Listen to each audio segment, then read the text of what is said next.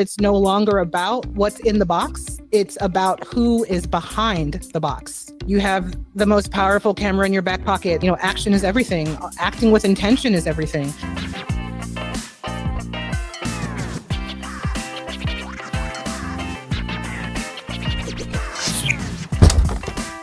Welcome back to another exciting episode of the Business Narrative. Today we are joined by a generalist and entrepreneur. She has been working in media industry from last couple of years, and now she is owner of Vivacious Production, and she is running her own podcast, Humanity 2.0. She is none other than Vanessa The Vivacious. Vanessa, thank you so much for your precious time. Thank you so much for having me. I was honored to receive the request, honored to be here, and honored to share whatever wisdom that comes forward and receive from you as well. So thank you. The pleasure is all mine. Let's go back to your childhood, and you were watching TV and you were idolizing many people, right? And can you mention some of the names and also what inspired you to be in this media field? Thank you for asking that. Oh man, I love it. So growing up, I watched so much television. My mother put me in front of a TV set and it was my babysitter because I would not move. I was so captivated. I watched MTV when Madonna first premiered Like a Prayer, which is way back when. And so I watched music videos and I was inspired by the visuals, right? And the coupling with music. And I thought that's powerful. As a very young child, I'm thinking these very complicated thoughts. And then watching television, episodic series, TV shows, movies from home as a child, I would study them and I would watch the characters and analyze the development. When I was 12 years old, I'd go to the movies as a hobby and I would break down the story afterward and just sit at the cafe next door thinking about it and then observing people. And so it was the whole process that I was in love with, how you could take characters, that you don't even know, and then you just fall in love with them because of how they're developed and how they're speaking and how they're moving and what we're focusing on with the camera. So I was just invested from the beginning. And I really love thinking back to being a small young child and knowing that media and everything that encapsulate what inspires us from watching TV and movies, it was already inside me and it played a huge part of my life. It still does every day. Vanessa, we all know that media industry looks very glamorous from outside, but we know there is hard work involved. Can you tell us reality of working behind the camera? People often forget the massive team required. The production happens. Yes, for sure. And what comes first to mind is so much, but the job that is not being taken so much is that of the colorist. So when we watch a film or a show, it has to have someone who adjusts the color, right? And make sure that the temperatures are right and that everything matches. And that is like a dying art, the art of coloring. And so if anyone is interested in getting involved, whether it be film or television, take some classes on color and find out how to get into that field, because there are not enough colorists out there. And it's a very, very highly, sought after skill, especially for your own work as well. Now, as far as what goes on behind the camera and behind the phone, right, when in terms of social media is so much. There are teams of sometimes, 5, 10, 20, 200, depending on the project. If it's a film project, then you probably have, 100 plus people working behind the scenes. When you watch a film and you look at maybe the first scene, that's at least, and I can't remember what the ratio is, but there's so many pages for just one scene, or for just 1 minute of film. That's a number of pages. And then you think of the technical part of it and all of the people involved. You have your writer, your script supervisors, you have the director, the associate directors, the lighting, the music super. You have so many people touching just one segment. And this is like, 120 minutes of film or maybe even a 5-minute video. But if you're like me, then sometimes you're a team of one and you have to make it work. And you do. But some of us wear so many hats. And then when we get to that point where we say, okay, I want to start having less stress, or I want to make some more time for other projects. I need to gather some team members. And so then you start to cultivate these people that you work with. And it doesn't always work out. Sometimes you do, change or go separate ways. But for the most part, it is a team effort. And I have learned that along this last year, I think more than anything, that it involves team effort. You can do it by yourself. And if you can, that's wonderful. But doing it with a team is so much more enriching for the soul and for your mental state. So yeah, everything seems to be very team oriented. And I really enjoy that it does take so many people and that the process is intricate. I think that's beautiful. Sometimes the more complicated the project, the more I'm in love with it, because you have to problem solve and you have to constantly pivot. And if you stay to one course and you do everything by one formula, it's going to be okay, but it's not going to be great. It's not going to be amazing. And so we're always shooting for that amazing, output. In 2020, Vanessa, you decided to become an entrepreneur. Like, becoming an entrepreneur was always your plan, or like it was a sudden decision? Well, I've always wanted to do my own. And I've discovered that in my professional background, whether it be working in the insurance industry or retail, everywhere that I was, I can do everything well, but I just didn't fit. I knew that I wasn't going to stay in these environments. And so when it got to be that I was doing more creative things than doing, technical work, I understood that I needed to branch out. And by forming my own company, that was the way to do it. Because yes, we can work for other people, but sometimes you really just have to take a leap of faith and take yourself, take a gamble on yourself and go out there and see what happens. Sometimes it's a chance and sometimes it works and sometimes it doesn't. And that experience of whether it works or not, that's what will help you to develop even further. And so, yeah, that was how that started, was that I just realized that where I was not where I belonged. And then when I did for my company, this is COVID time, 2020, 2021, COVID's still a big deal. And so it was kind of an odd time to really do that. But I guess, understanding that life is precious, especially during that period, watching filmmakers across the world produce films from home about COVID or, just period. They had a film festival on Netflix, I think it was. And seeing that kind of inspired me to believe that, hey, regardless of where we are and what's going on, as storytellers, we can create something right here and now that's going to resonate with other people and share feelings and start conversations. So I had been enrolled in school at a junior college, and I started school during COVID. It was a radio TV broadcasting program at Dallas College here in Texas. And so I started classes online and in person. We had masks on in TV studio, learning broadcasting. And I just kept on developing and listening to that creative part of me. So I can be confident, sometimes stubborn. And so one day I was in class and I go, you know what? I think I could do this. Like I could totally do this. So I went downtown and I formed my company. I filed the papers and I took an internship with someone who didn't even have a job for interns. And I just sent out a message on YouTube and asked her like, hey, thank you for everything you made. It helped me out as an editor. Do you have internships? And so I just, asked, because you don't get if you don't ask. And so she said, let's have a meeting. So we have this meeting and I say to her, I've not done the professional quality work that you have like in ages. And I hadn't really done a whole lot. So it's true, right? And I said, but whatever I know, I will rock the crap out of it.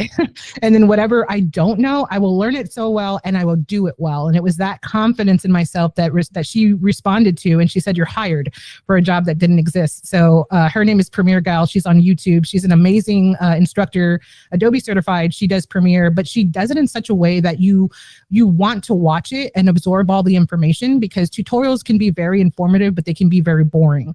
And because of her background, she's very good at explaining and keeping the viewer engaged. And so I was able to work under her as a junior editor and also as a copywriter. So I got a great deal of experience working with her as well as other clients that she had internationally. So that was a really good experience. And then it kind of just encouraged me more to continue on my own path. And so as a production company, you can contract with whoever you want. You're not married to them. And so I did that. I did various projects, and then I was tied to one for 4 years because I loved them so much. And that was the Are You Happy docuseries and their commercial side, Happy Productions. And so with them, I started as a volunteer, and then I moved up within 6 months to I was community manager, and then I was a production manager, and then managing director for the entire series. So second to the CEO, all within 6 months, because I was just so passionate for it. and then working with their commercial brands. I did all of that with 4-year period.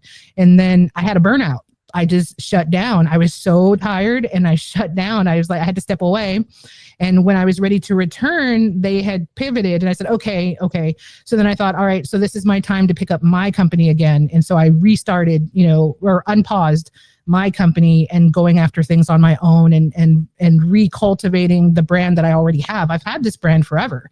And so I just had to lean into it and say, okay, I'm not going to stand behind somebody else. I'm going to stand on my own and in my own right, because I know I have the skill, I have the talent, I have the conviction for it. So I just stood on my own and started working on my brand and what I need. And then, I still helped clients, but they were kind of secondary to helping myself and focusing on myself and my brand as well.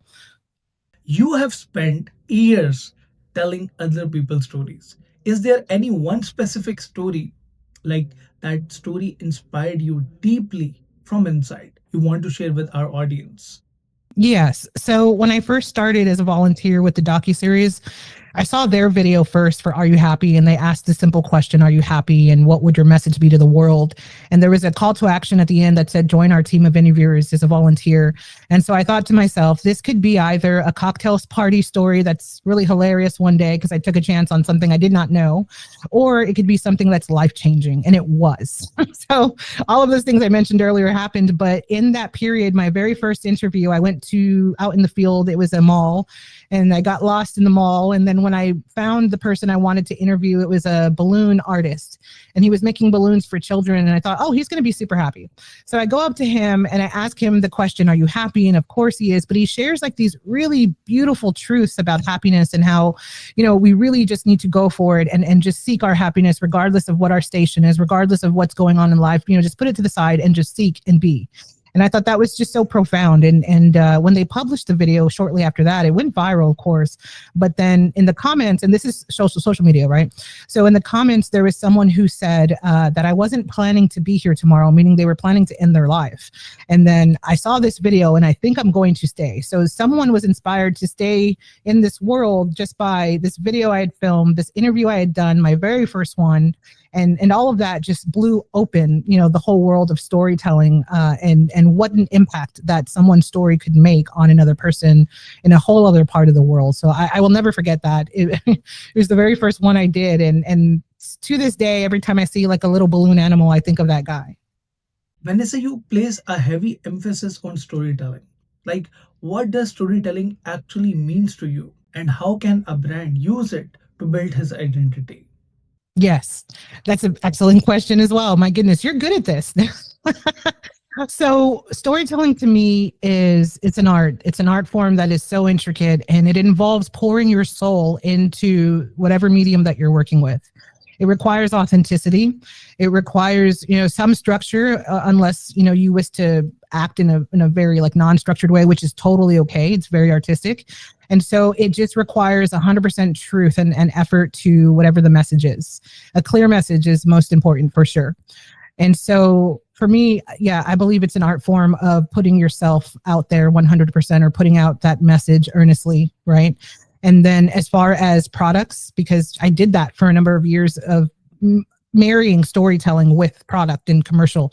And so now that is a big deal. And the reason why it's a big deal is because the viewer is no longer just shopping for the product. They're shopping for who you are. Who is the person that makes the mug? Why are they making the mug? Why would they make this particular mug? Was it because their mother gave them a mug for Christmas every year? Was it because they met a mug maker and it changed what is the story there? And so that story, telling that in the most beautiful way is what the viewer responds to. And they're just engaged and they're in love with you. But then by proxy, they're saying, oh, I want that mug because I loved his story. So it goes hand in hand, the storytelling and the product. And personally, and this is my favorite quote, it's from myself, of course, I promise I'm not vain, but my favorite thing to say is that it's no longer about what's in the box. It's about who is behind the box. It's 100% true. So any kind of brand can build a following and engagement, a community around themselves first. And then all of the success of selling a product, it follows because of the fact that they're engaged in, they're with you. they're part of your community. So they want to, purchase whatever it is that represents that community and support you. People naturally want to support you.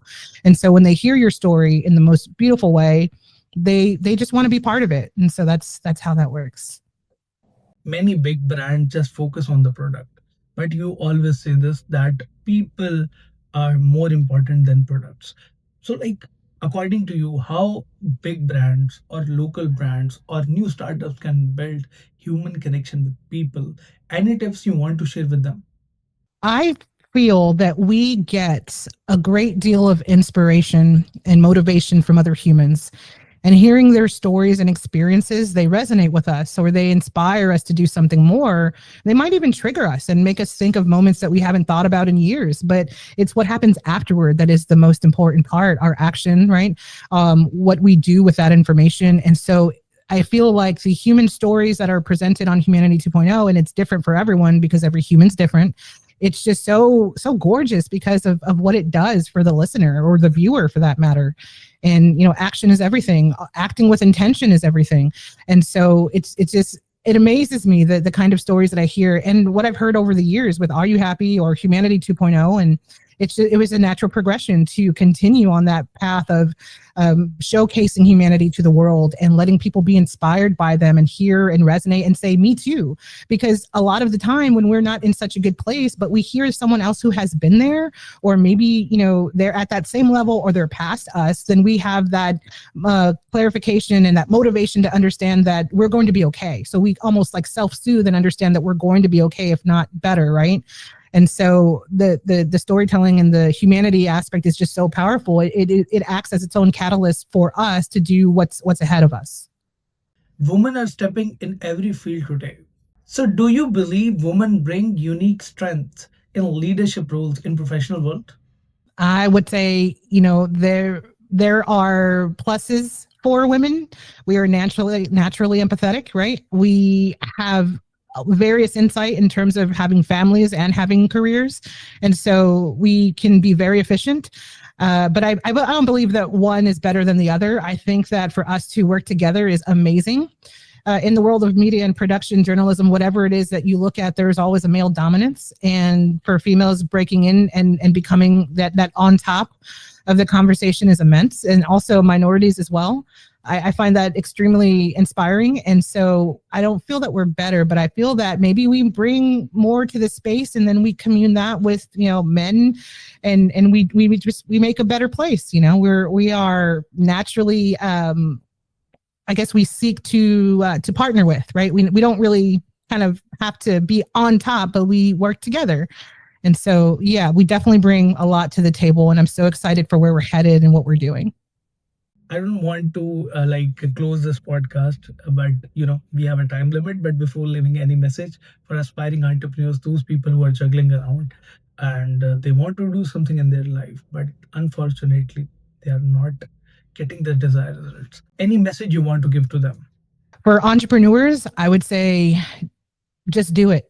Nike, just do it. Literally, just do it. Don't listen to everyone around you. Just, put on your headphones and just do it.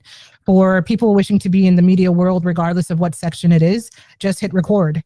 You have the most powerful camera in your back pocket. Someone said that, and I think that's immense. You have a phone, hit record. If you're wanting to make a podcast, hit record. Literally, hitting record will launch you into areas you've never been, and you'll have an amazing experience. And if it doesn't work out, or if you find that your traction is slow, or maybe it doesn't feel right, don't listen to yourself. Just keep going and keep trying, and just make the best out of you can out of this life and out of every opportunity. You can have next to nothing. I don't have a whole lot, but I make the most of it. And it looks like as if I have a lot, but I don't. And then, I grew up from nothing. So I appreciate that experience and just, love every adversity that you have and then make something beautiful from it. That would be the message. Thank you so much, Vanessa, for your precious time. And thank you so much for giving a valuable masterclass on building brand and storytelling. And I hope all the viewers will going to love the podcast. If you love the podcast, do subscribe the channel, press the bell icon. We will be going to meet you in another exciting episode. Till then, keep daring, keep listening, and keep achieving your goals.